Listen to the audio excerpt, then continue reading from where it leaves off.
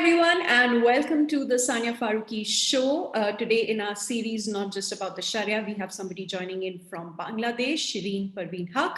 She's a women's rights activist working on gender, human rights, and development. She's the founder member of Naripokkho, where she has worked on as a volunteer since its founding in 1983. Currently, Shireen is an elected member of Naripokkho's executive committee and the honorary coordinator of Naripokkho's program on women's sexual and reproductive health and rights. At present, Shireen is also the honorary coordinator of Standing with Rohingya Women, Naripokkho's engagement with the plight of over 1 million Rohingya refugees in Bangladesh and their pursuit of justice.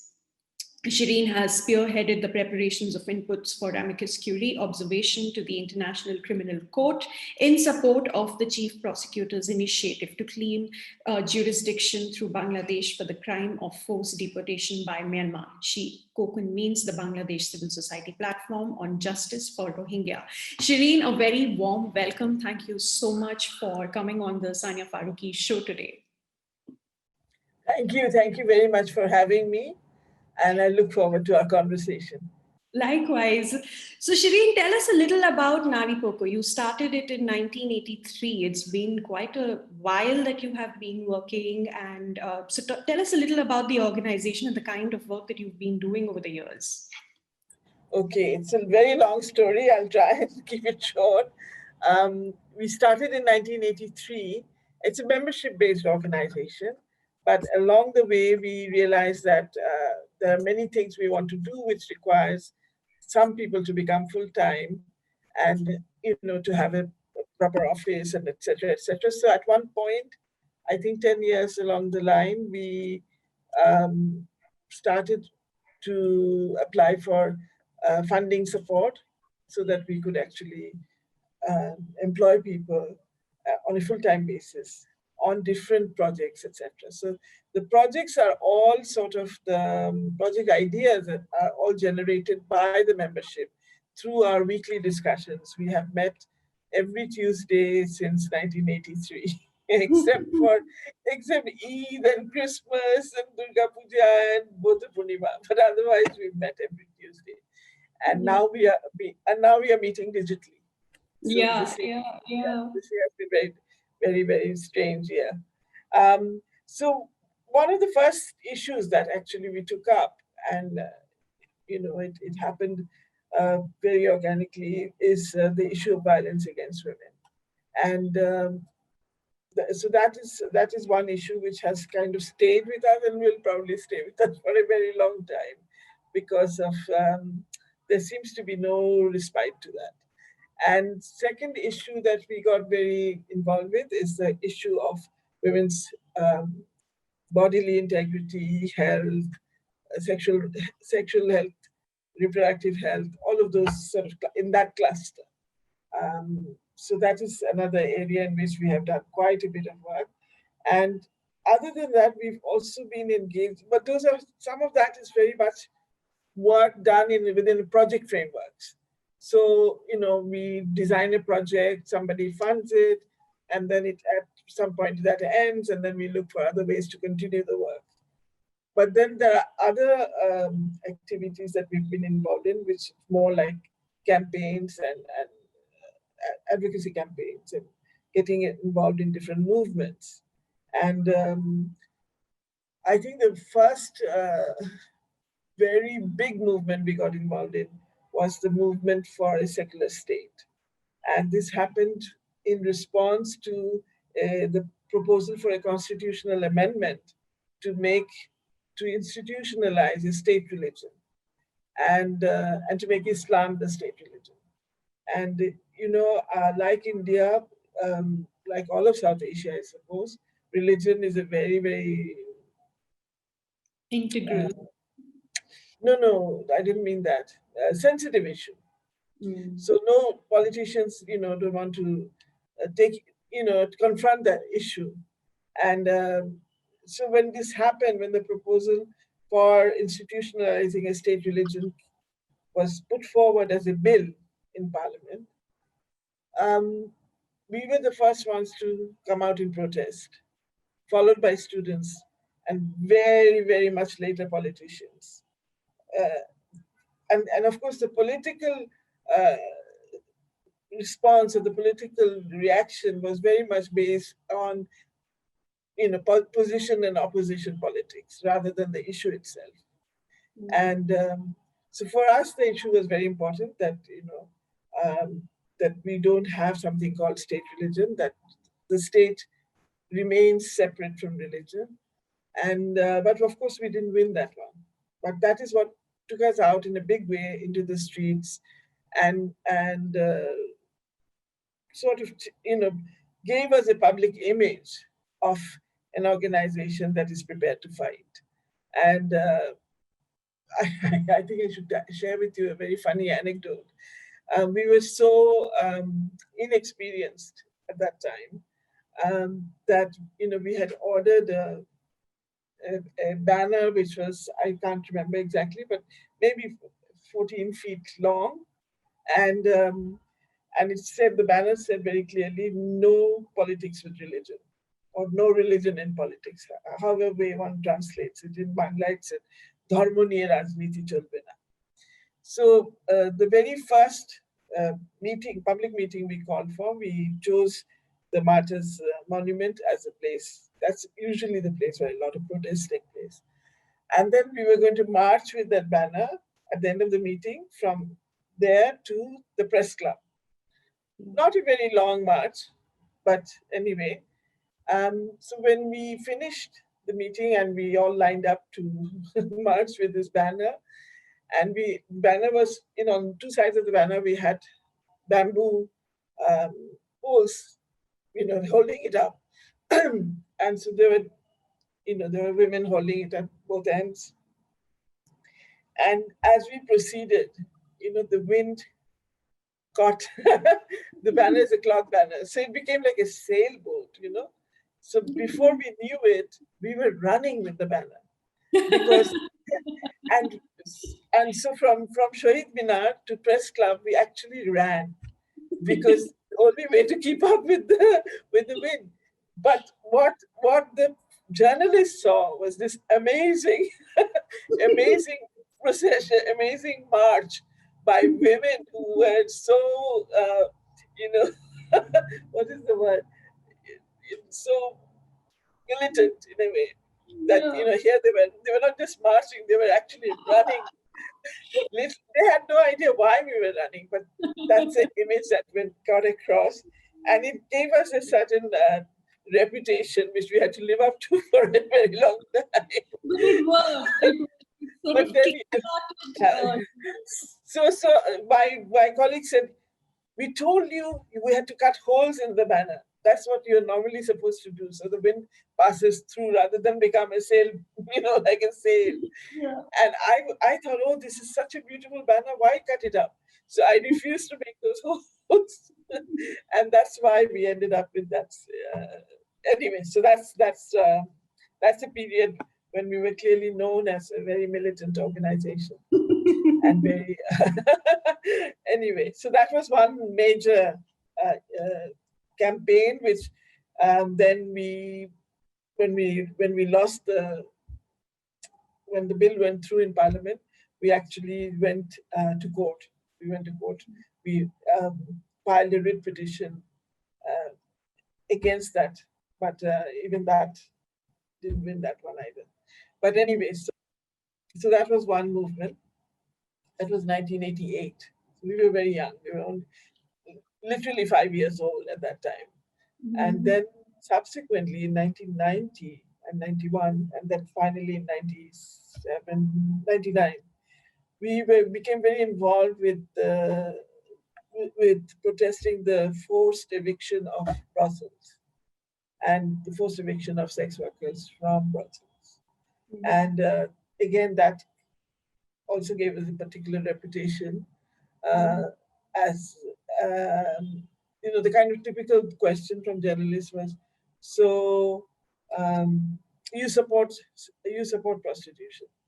Mm-hmm. And we were like, no, we support the rights of women who are in sex work. Yeah. It took a while, but actually one of the outcomes, I think, one of the positive outcomes of that whole movement was that forever since then, the word prostitute is not used in Bangladesh in the media. There's been a permanent shift to the language of sex work, which which changes the whole terms of the discussion and changes the discourse entirely. And I think that was an important milestone for us. And anyway, so there are several things. And finally, the movement against acid violence. I think that was another one that Naripokkho spearheaded. And that also happened in a I don't know how to put it, in a way. I will not go into the details because that will take a long time. But what happened was that when the first workshop we held with acid survivors, and they were very young girls at that time, we had deliberately kept the press out because we didn't want to sensationalize it, and we didn't want mugshots and all that.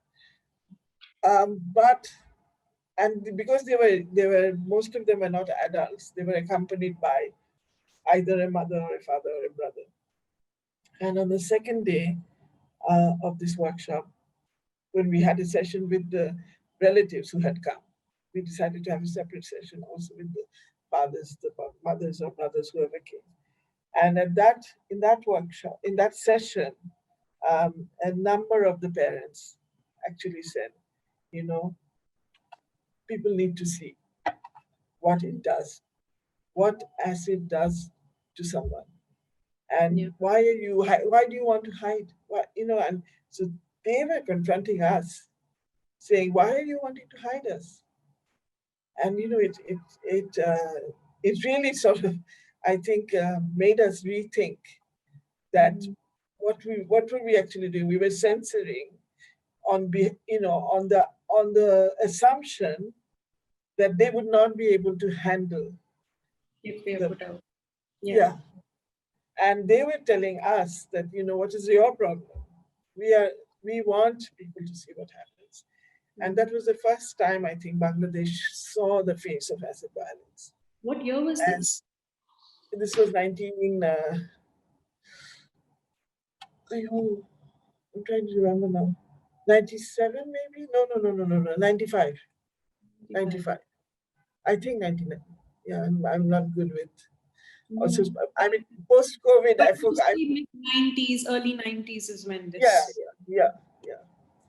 And so that was another big movement we were involved with in several things. That involved several things. One was that, focus on the attack and not the burns.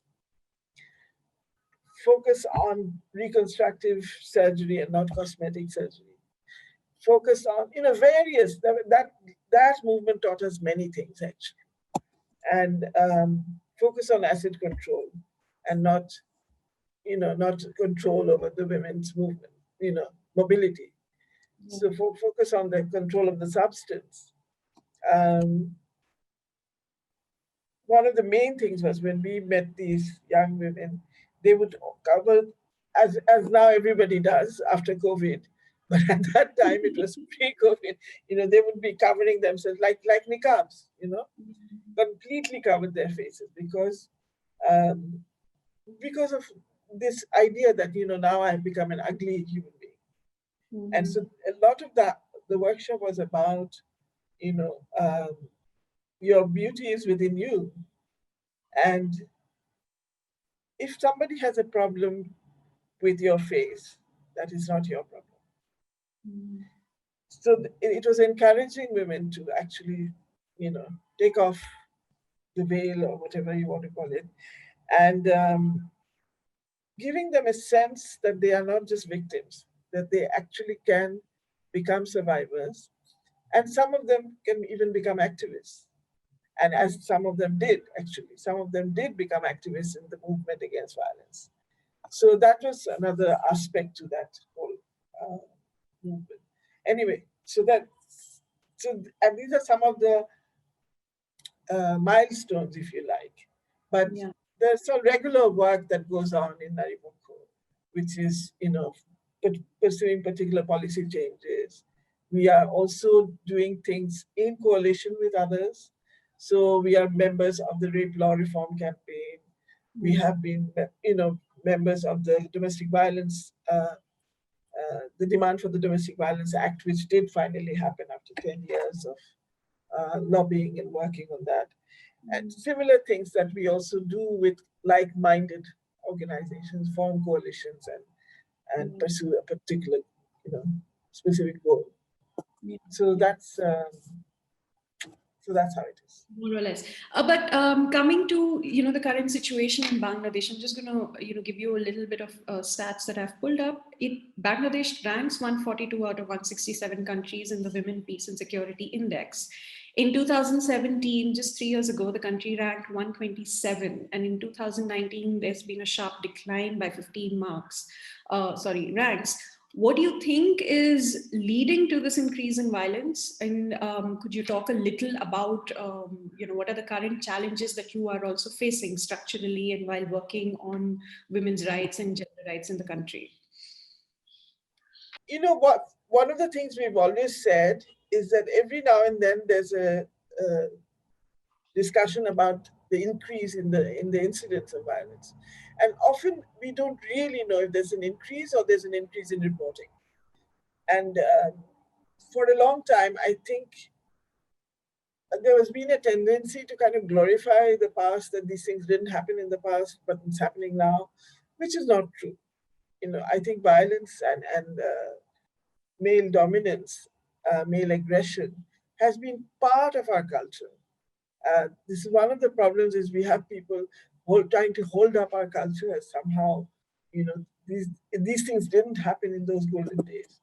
But the reality is that now the extent of that violence, or the public nature of that violence, or the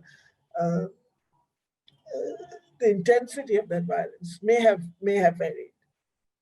So even now, when we say that it has gone up in 2019, to what extent it has gone up, I don't know, because there is no real there's no real data as such. So I'm also curious about where those statistics come from.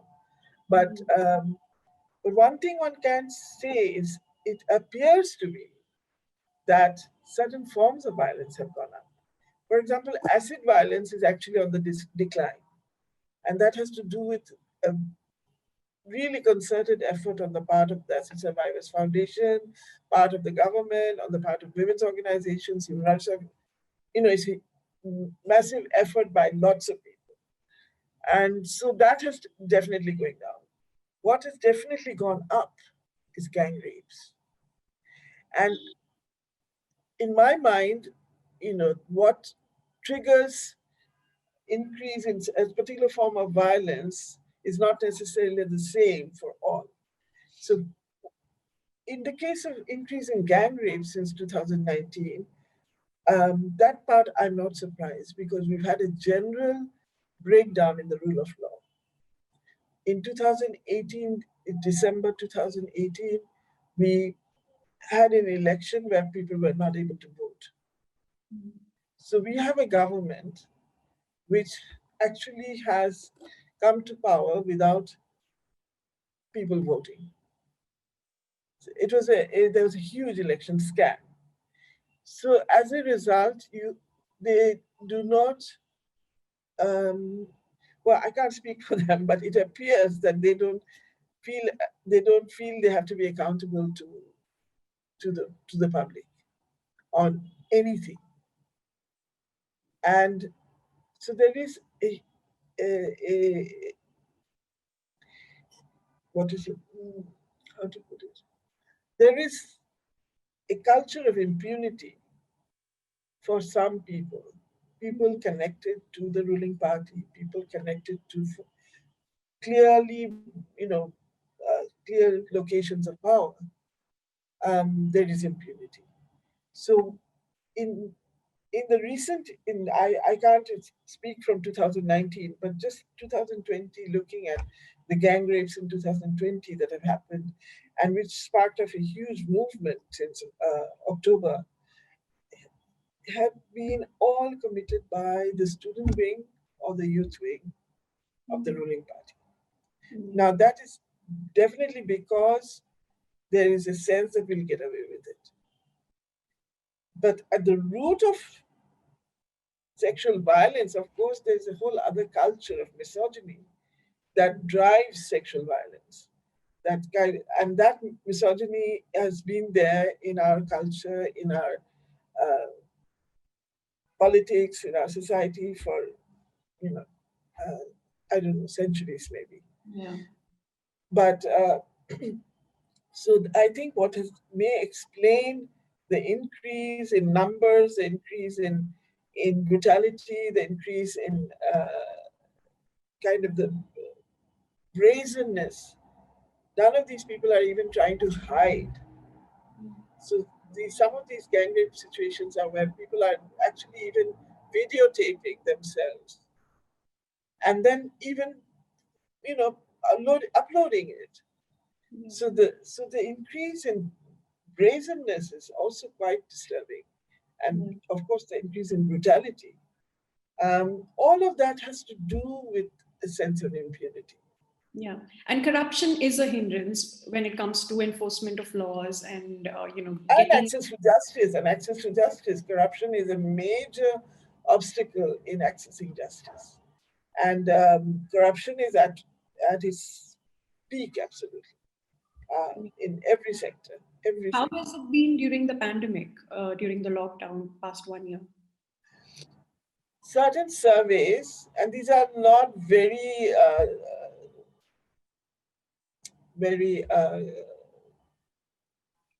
I'm losing words today. The data is not that solid. It's because of the limitations of how the survey could be carried out. So it's telephone service, but which indicate that domestic violence has gone up during the pandemic. But during the pandemic, we are also seeing increase in gang rapes. So it's not just domestic violence. And the two are driven by very different triggers. Domestic violence has gone up, and the explanations that are being given are that people are cooped up at home, and sort of what used to be microaggressions are turning into violent attacks, and microaggressions for the slightest of reasons. The food is not cooked on time, or I don't know, literally a long list of silly reasons why microaggressions take place all the time, all year round. Now, though, what has happened during the pandemic is that has, escalated into violence. Whereas what the gang rape situation is different. It is actually, groups of men who feel, that they can get away with a crime. Generally, sexual violence has to do with a sense of male entitlement, that, it's all right to invade a woman's body, and just for the fun of it or whatever reason. And so that part, I think, is also increasing because there's no rule of law right now. People know they can get away with it, etc. So that's how I would explain. Yeah. Bangladesh records the highest number of child marriages in Asia. And 3 years ago, the government legalized, child marriage below the age of 18 on special circumstances like unlawful pregnancies of girls. How do you see that, working on gender and working as a women's rights activist? How has that been implemented or rather dealt with? We protested loudly when that happened, and it happened just shortly before International Women's Day. I remember that. And just on the eve of International Women's Day, there are on the eve and on the day itself, there are programs that the government, especially the Ministry of Women and Children Affairs, hosts, and it's usual for, we are invited, all the women's organizations are invited, etc. We were the only organization which boycotted the government programs that year. So it's like people are opposed to child marriage, but when push comes to shove, they're not prepared to take a stand on it. And that is precisely what happened. The government did not face much of an opposition in reducing the the age of Does marriage. religion play a And role?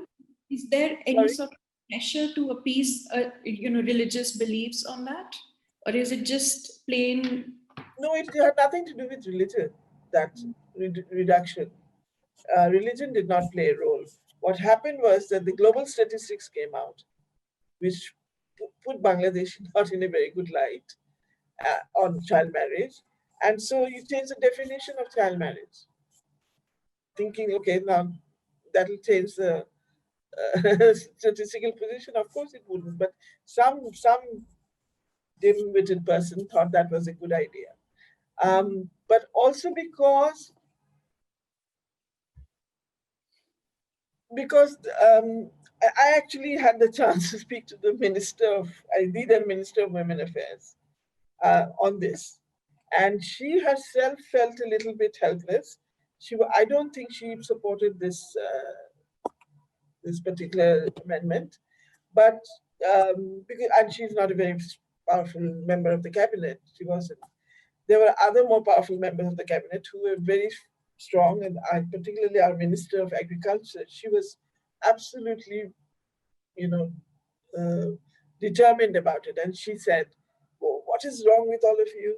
My mother got married at the age of 14, and we all did fine." That was the kind of reasoning that was coming across. But I think the main concern was, what do we do with these young people eloping? And what do we do with these young people eloping and then there's a pregnancy? It's that kind of conservative reaction to that is, okay, let's just get them married. That as if that is the solution. Yeah. So Shireen, coming to the current Rohingya crisis in Bangladesh, the liberation war had already left a mark on the women of the country. And now with the Rohingya crisis, with reports of gender-based violence taking place, what are your opinion? And are you aware of, what sort of gender-based violence that are taking place, from within the camps, and also the relocation from the camps to Bhasanchar? Are you aware about that, and how can it be dealt with? Okay. Since you mentioned the liberation war, one of the reasons why Naripokkho did get involved with the Rohingya refugee issue is that, as you probably know, that during 1971, countless women were subjected to sexual violence by members of the Pakistan Army and their collaborators. And little has been done to actually stand by these women. So although the government of the newly formed, newly independent Bangladesh government, within 6 days of victory, on 22nd December, declared that these women will be known as Birangana, which means woman warrior. And this was very much a well thought out announcement, move to actually prevent stigma and to prevent ostracization of these women. Because we know that in our culture, if there's an incident of sexual violence, it's the person subjected to the violence who's ostracized and who's stigmatized and who is, often actually thrown out of society, banished from the village, banished from families. So given that culture, this was an attempt to actually try and prevent that by giving them an honorific title. But unfortunately, what happened was that this title itself became an abuse. It became an abusive word. So to call someone a Birangana is actually to dishonor that person rather than, and you know that there's this whole notion, I think cuts across South Asia and maybe other places as well, is that somehow sexual violence is tied up with honor. And so that if you have been subjected to sexual violence, you have lost your honor. You've lost, and for that reason, your family has lost its honor, and for that reason, your village has lost its honor, and on a large scale, your nation has lost its honor. So there's that whole thing that has to be countered with some kind of counter narrative, like, our honor does not lie in our genitalia, for example, and that,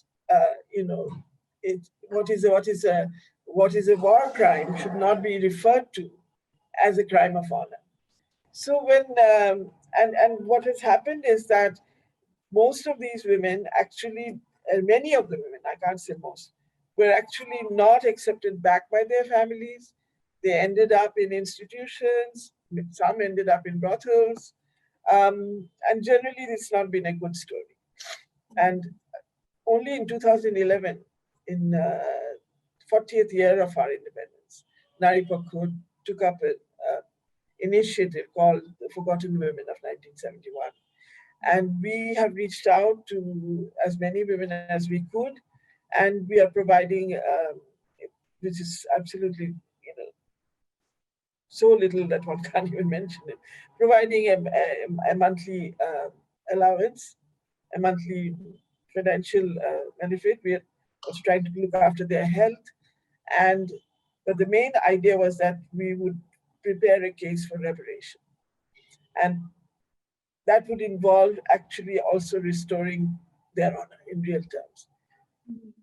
Some of the women have actually said to us, we were raped in 71 by the Pakistan army.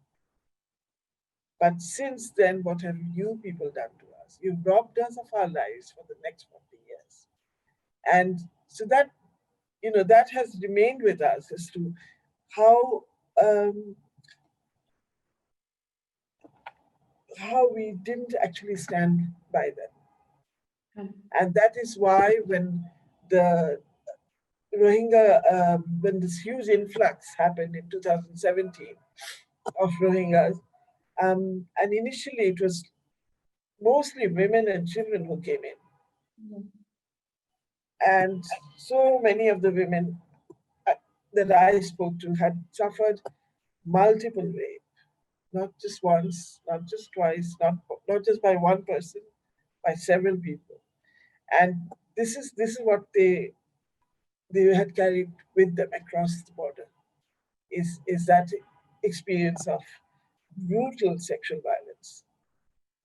And that is when Naripokkho thought, we were not we were not old enough in 71 to do something about the Bangladeshi women who had suffered. Let us not repeat that mistake. And that is why Standing with Rohingya Women is the name we gave to our initiative, is that let us make sure and stand by these women. And so that is partly what brought us into the whole Rohingya issue, is that commonality of sexual violence. What was interestingly different was that these women who came across the border were able to talk about it, they were candid about it, and they were not trying to. The Bangladeshi women, it took 40 years to break their silence around it. But the Rohingya women were actually ready to talk about it, ready to tell the whole world what had happened to them and how it had happened and who had done it. So there was a big difference in that sense. And we felt our role would be to help amplify their voices, not only to the Bangladeshi public and the Bangladeshi media, but also as much as possible to the world. And that is kind of what we had focused on. But then, of course, as time went and as these people settled into camps and and the camps began to reproduce the villages they had left behind in Myanmar, they began to become silent again.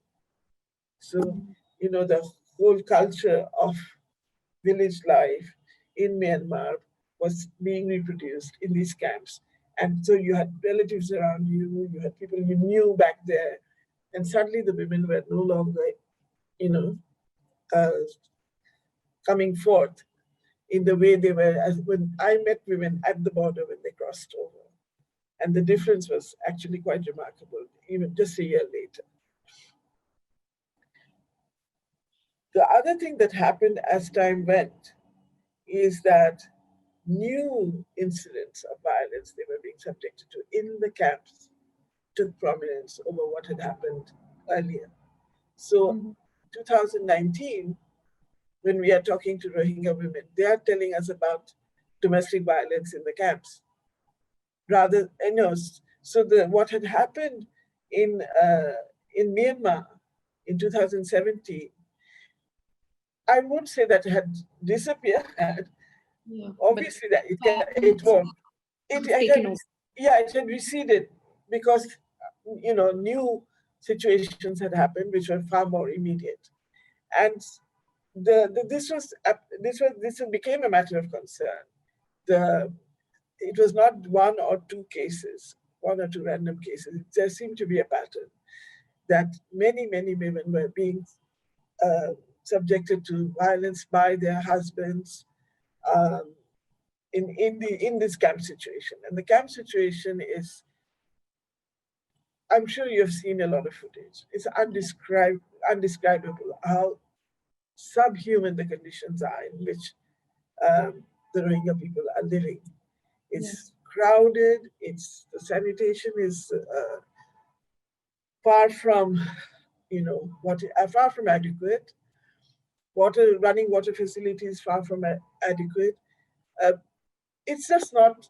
Well, obviously, it's not a situation anybody opted for. It is a situation that they have landed in trying to escape being killed. So this is the situation. The big organizations that are working in the camps, like UNHCR and IOM, these are the two main multilateral agencies which are leading the kind of operations in Cox's Bazar, and which is spread. The camps are spread across a huge area of Cox's Bazar district, and so they have taken note of that, and and they have been trying to work through the different NGOs they have commissioned to work with them, etc., directly on trying to prevent domestic violence. There have also been cases of rape in the camps, especially where women going out at night to use the toilet facilities have been attacked by men from within the camp. So another Rohingya man. So it's no longer Myanmar army. It's our own men. Is how they put it. It's our own men who are now attacking us. Yeah. So and this is of course not surprising, and it's not peculiar to the Rohingyas. This is what is happening everywhere in the world. It's our own men who usually attack us, and that's our own men who usually attack us without any weapons, with just their bare hands. Yeah. So this has been the situation. Now you asked also about Bhashanchar, which is a big issue right now for everyone. Is the first assignment went out in December, and the second most recently.